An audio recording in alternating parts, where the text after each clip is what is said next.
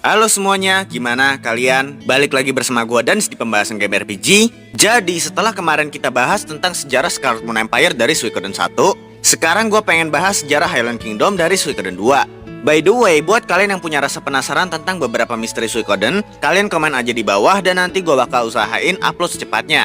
Terus seandainya ada yang punya pendapat lain atau teori lain, kalian juga komen aja di bawah. Karena asik aja menurut gua kalau kita bahas teori bareng-bareng dari berbagai sudut pandang. Oke, daripada kelamaan langsung aja kita ke pembahasannya.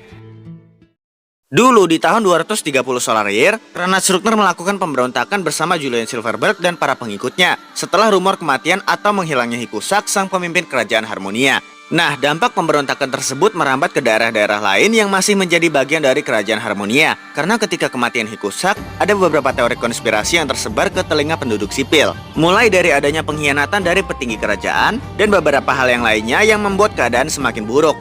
Akhirnya di tahun 237 Solar Year, perang saudara di seluruh negeri berhasil dihentikan oleh Marux Blake, salah satu bangsawan dari kerajaan Harmonia. Lalu karena jasanya yang sangat besar terhadap kerajaan Harmonia, akhirnya dia diberikan tanah di daerah timur dan mendirikan sebuah kerajaan bernama Highland Kingdom.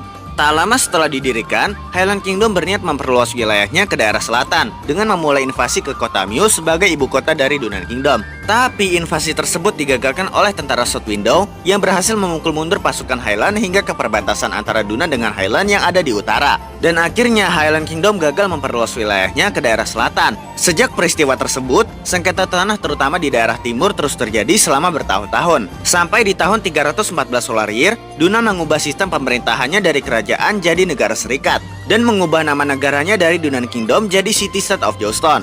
Meskipun keadaan sedikit mereda, tapi perang dingin tetap berlanjut antara kedua negara tersebut. Lanjut ke tahun 365 Solar Year, Highland Kingdom membangun istananya di ibu kota Elrenoil sebagai tempat tinggal resmi keluarga kerajaan. Ditambah, Bisrun yang pada saat itu berada di tangan Harmonia memilih untuk pindah ke tangan Highland Kingdom. Karena seperti yang kita tahu, Rurun itu punya sifat alami dan jiwanya sendiri. Contohnya kayak Rune of Punishment yang selalu berpindah ke orang asing yang berada di dekat daerah pemilik sebelumnya.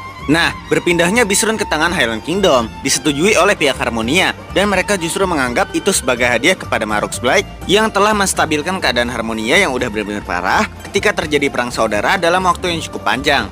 Lanjut ke tahun 428 Solar Year, Highland Kingdom memulai perang terbuka yang dipimpin oleh Raja Robert Blake dan berhasil merebut 3 wilayah penting milik Jouston, yaitu ibu kota Muse, Green Hill, dan Matilda Knightdom. Hal tersebut bisa terjadi karena kepemimpinan Jouston yang lemah dan gak becus. Karena emang dari dulu, para petinggi Jouston adalah orang-orang yang korup yang gak peduli sama rakyatnya. Mereka cuma peduli sama kalangan menengah ke atas dan selalu ngehalalin segala cara demi memenuhi hasrat ego mereka.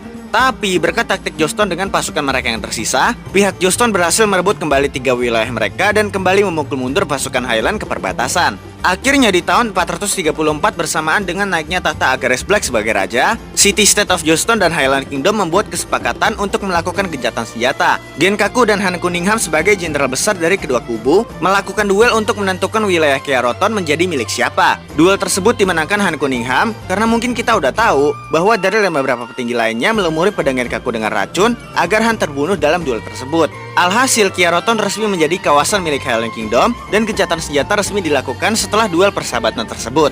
Tapi pihak Jouston mengkhianati kesepakatan tersebut karena pada tahun 443 Solar Year di pertemuan perjanjian selanjutnya, mereka mengutus kelompok bandit bernama Dravians untuk menyiksa dan menghabisi keluarga Blake. Jadi pada saat itu, kereta keluarga Blake yang sedang dalam perjalanan menuju Muse untuk pertemuan perjanjian perdamaian diserang Dravians secara surprise attack. Di momen itu Agares kabur tanpa memperdulikan anak istrinya. Alhasil Sarah dan Luka ditangkap oleh para Dravians. Bukan cuma itu, Sarah juga diperkosa para Dravians di depan Luka. Yang jelas aja Luka yang pada saat itu masih kecil jadi trauma dan mulai tumbuh rasa dendam di dalam hatinya. Terlebih lagi ketika dia tahu kalau ternyata itu semua adalah skenario dari para petinggi Jouston yang ingin menghabisi keluarga Blake dan menguasai Highland dengan cara yang licik. Karena pada saat itu, ceritanya pasukan Jouston datang untuk menyelamatkan mereka. Kemudian Luka dan Sarah dibawa ke kota Muse untuk pertolongan pertama. Tapi untungnya Luka mendengar pembicaraan para warga Muse tentang rencana para petinggi Jouston, terutama Mayor Darrell yang menjadi otak dari peristiwa tersebut. Nah, akhirnya dari situlah Luka dendam sama Agares yang ninggalin dia sama ibunya seperti pengecut, dan kepada Jouston yang melakukan cara licik serta membuat skenario pembantaian pada seorang wanita dan anak-anak. Kemudian di tahun 460 Solar Year, Luca Black memulai perang melawan Joseon dengan membuat skenario pembantaian pasukan Highland Junior yang diserang oleh Joseon ketika melakukan camping di Tanzan Pass. Dari situ dimulailah cerita Suikoden 2 yang mungkin bakal gua singkat di sini karena kita fokus ke sejarah Highland Kingdom. Ada dua prajurit yang berhasil selamat dari peristiwa tersebut. Mereka adalah Ryo dan Joey. Lalu ketika mereka kembali ke kampung halaman mereka justru dituduh sebagai mata-mata Joestar. Alhasil mereka disiksa dan diberikan hukuman mati atas tuduhan palsu yang dibuat oleh kapten mereka yang bernama Rod. Tapi berkat bantuan dari kenalan yang menolong Ryo ketika dia terdampar di sungai setelah kabur dari penyerangan di Tanzan Pass, mereka pun selamat dan meninggalkan kampung halaman mereka sampai keadaan mereda. Seiring berjalannya waktu, Luca Black terus memperluas wilayah Highland dengan menghancurkan desa dan wilayah city-state sampai Joestar mati langkah untuk menghadapi Luca. Akhirnya sampai titik di mana Joey menerima tawaran Luca untuk membunuh Annabelle sebagai Mayor Joestar. Dengan imbalan, Joey akan berada di pihak Highland dan diberi jabatan. Nah, setelah itu perang terus berlangsung dengan pihak Highland yang berada di ambang kemenangan. Di sisi lain, Ryo mengumpulkan orang-orang dan membentuk sebuah kelompok bernama Dunan Army. Sebenarnya, di game Suikoden 2 itu ada beberapa hal yang missing. Jadi, nama pasukan divisi yang dipimpin Ryo adalah Orange Army. Baru nama kelompok yang dibuat Ryo ketika menguasai North Window adalah Dunan Army. Setelah menguasai banyak wilayah Joestar, Joey memiliki sebuah rencana untuk mendapatkan kepercayaan dari Luca dengan imbalan kalau dia akan menjadi suami dari adiknya Luca, yaitu Julia Black. Joey berencana membunuh Agares dengan membuat dirinya meminum racun. Dan ketika proses lamaran berlangsung, Agares harus meminum darah Joey, yang padahal darah tersebut sudah terkontaminasi oleh racun yang diminum Joey. Dia pun mati dan tahta berpindah ke tangan Luca sebagai King Luca Black. Singkat cerita, Luca berniat memusnahkan pasukan Dunan dengan cepat. Dibantu dengan 50.000 pasukan bantuan dari Holy Kingdom of Harmonia, ia berencana melakukan serangan kejutan dalam skala pasukan yang besar. Tapi keadaan berbalik, justru Luca lah yang mendapat serangan kejutan dari Dunan Army. Karena berkat para petinggi Highland yang berkhianat dengan memberitahu informasi tentang rencana penyerangan Luca kepada Dunan. Jujur aja ya, sebenarnya villain yang sesungguhnya di Suikoden 2 itu para petinggi Joestar. Karena mereka lah yang dulu banyak berbuat jahat ke rakyatnya dan negara tetangga. Rakyat menengah ke bawahnya nggak dipeduliin, terus juga menghalalkan segala cara demi mewujudkan ego mereka. Annabelle juga sama. Ketika pertemuan antara Highland dan Joestar pertama kali, Luca bersikap sopan layaknya pangeran pada umumnya. Tapi dia justru ditampar sama si Annabelle dan dihina dengan sebutan sampah di hadapan warga kota Mios. Lalu dengan seenak jidatnya, setelah apa yang dia dan bokapnya lakuin ke Luca yang masih kecil di masa lalu, dia malah menyebut Luca dengan sebutan iblis ketika Luca melakukan invasi secara bertahap ke wilayah-wilayah Joestar. Ya, emang jujur aja gue nggak setuju sama yang namanya pembantaian membabi buta. Karena akibat pembantaian yang dilakukan Luca, banyak anak kecil nggak berdosa yang jadi korban.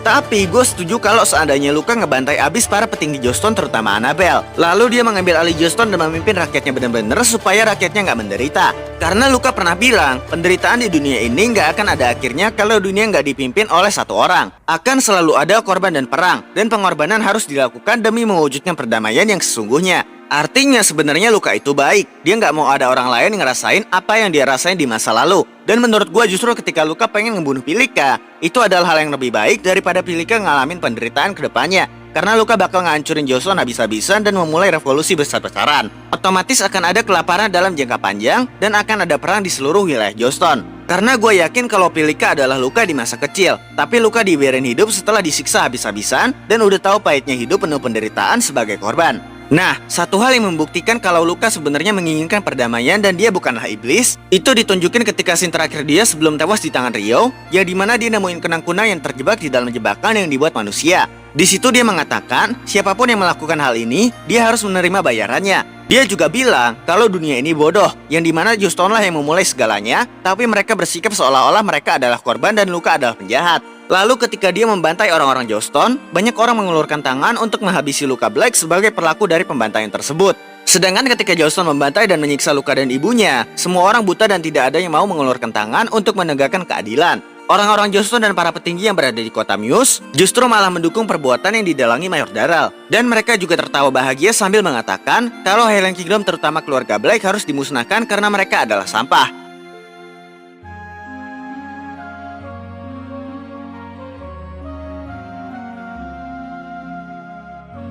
Balik ke pembahasannya, setelah kematian Luca Black, Joey diangkat menjadi Raja Highland karena statusnya sebagai suami dari Julia Black.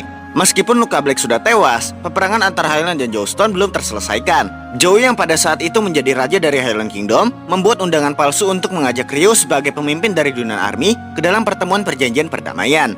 Tapi rencana yang disusun oleh Silverberg sang ahli strategi Highland Kingdom pada saat itu digagalkan oleh Shu sang ahli strategi dari Dunnan Army. Perang pun terus berlanjut. Satu persatu wilayah Joseon yang telah dikuasai Highland berhasil direbut kembali oleh pasukan Dunnan. Sampai pada puncaknya, Dunnan Army menyerang kastil El Renoil dan mendapatkan kemenangan telak. Meskipun Highland sudah mendapatkan bantuan dari suku Karaya dan Han Cunningham yang turun tangan dalam perang tersebut. Akhirnya setelah kekalahan Highland, mereka disatukan dengan Dunnan Republic dan diberi nama Provinsi High East. Begitu juga dengan El Renoil yang berubah nama menjadi kota High East dan menjadi ibu kota dari Provinsi High East. Nah, gimana nasib tokoh-tokoh penting Highland setelah kerajaan mereka hancur? Jilia hidup bersama Pilika di Holy Kingdom of Harmonia dengan identitas baru yang telah diurus Joey. Joey sebagai raja terakhir dari Highland Kingdom. Setelah dia berduel dengan Rio, mereka kembali ke Kyoto dan melakukan petualangan bebas bersama Nanami. Sedangkan nasib para komandan terakhir Highland, Solonje dipenggal kepalanya ketika ia gagal menaklukkan Dunnan Army saat invasi besar-besaran yang diperintahkan Luka. Han Cunningham mati dalam duel terakhirnya dengan Rio sebagai duel kelanjutan antara dirinya dengan Genkaku. Kiba dan Klaus berkhianat dengan berpihak kepada Dunnan Army ketika mereka tahu kalau Agares Black dibunuh oleh Luka Black. Karena kesetiaan mereka bukanlah pada Highland Kingdom, melainkan Agares Black. Tetapi Kiba harus mati di pertempuran melawan Matilda Neckdom dengan menggunakan dirinya sebagai pancingan pasukan Highland ke Mercenary Fortress di daerah timur. Lalu yang terakhir, Sid dan Kulger mati dengan terhormat di pertarungan terakhir mereka ketika Rio dan yang lainnya berhasil masuk ke dalam kastil El Renoil. Satu hal yang jadi misteri, apakah Bisrun hancur atau memindahkan dirinya ke tempat lain, atau Bisrun tetap berada di kastil El Renoil dan menjadi milik Dunnan Republic setelah kekalahan Highland Kingdom yang jatuh ke tangan Dunnan Army. Sampai sekarang masih menjadi misteri yang gak akan pernah terpecahkan. Guys, sorry banget nih ya, gue lidahnya tuh lagi kebanyakan makan mecin anjir.